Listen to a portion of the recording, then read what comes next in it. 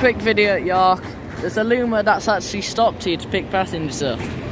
It's the day when overhead wires are damaged. So Luma, and yeah, next clip.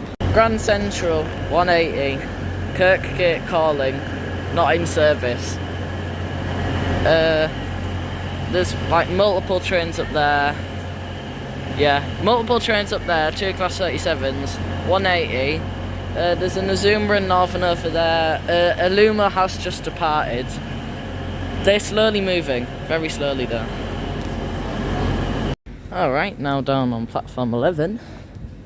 Nothing here. There's a 195-1 down there. The Adelante is still there, if that's how you say it, Adelante 180. Still got an Azuma waiting here. Basically all of them have a red.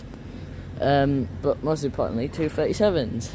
37516 Loch Leydon in West Coast Railways livery. And I'm pretty sure that's Victorious, is this one. If it's 37422, then it's Victorious. Yeah, 37422, Victorious in BR, not BR Blue, DRS Blue. And Loch Leydon, however you say it, 37516, West Coast Railways livery. So, yeah. Obviously the Rock, standing tall,